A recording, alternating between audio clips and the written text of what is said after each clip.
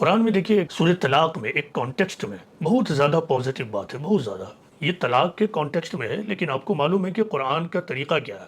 قرآن کا طریقہ یہ ہے کہ ایک واقعہ ہوتا ہے اور اس واقعے کے ریفرنس میں اللہ تعالیٰ ایک اصول بتاتا ہے اور قانون فطرت کو بیان کر دیتا ہے۔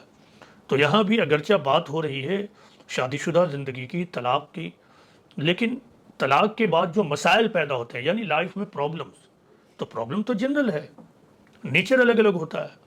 تو ان پرابلمز کے وقت اللہ کے سچے بندوں کا حال کیا ہونا چاہیے؟ وہ حال وَمَن يَتَّقِ اللَّهَ يَجْعَلْ لَهُ مَخْرَجًا وَمَن يَرْزُقْهُ مِنْ حَيْثُ لَا يَحْتَسِبُ وَمَن يَتَوَكَّلْ عَلَى اللَّهِ فَهُوَ حَسْبُهُ، یعنی جو لوگ اللہ سے ڈرنے والے ہیں اللہ ان کے لیے راہوں کو کشادہ کرتا ہے، اللہ ان کے لیے راہوں کو کھولتا ہے۔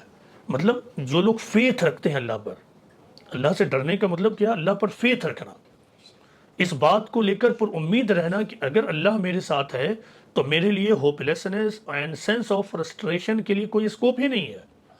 اس کا وعدہ ہے کہ جو لوگ اللہ سے ڈرنے والے ہیں اس کے لیے وہ اپنے راستوں کو کھولتا ہے اور ایسے مقام سے رزق کا بندوبست کرے گا جہاں سے تم کو اندازہ بھی نہیں ہوگا۔ اور جو لوگ اللہ پر کامل اعتماد کرتے ہیں، بھروسہ کرتے ہیں، تو اللہ ان کے لیے کافی ہے، اللہ ان کے لیے کافی ہے، اور اللہ اپنے وعدے کو پورا کر کر رہتا ہے۔ ہاں یہ ہے کہ اللہ کا طریقہ ہے کام کو مکمل کرنے کا، اللہ کا طریقہ ہے کام کو مکمل کرنے کا۔ آپ چاہتے ہیں کہ یہ کام آج ہو جائے، لیکن اللہ چاہتا ہے وہ کام 10 دن بعد ہو۔ آپ چاہتے ہیں کہ یہی چیز میرے لیے بیسٹ ہے، اسی طرح سے یہ چیز حاصل ہو جائے، اللہ سمجھتا ہے کہ یہ چیز اس طرح سے حاصل ہو، اور حالات خاص سنگین ہوں، اس وقت بھی بندہ مومن کو ہوپلیس نہیں ہونا چاہیے۔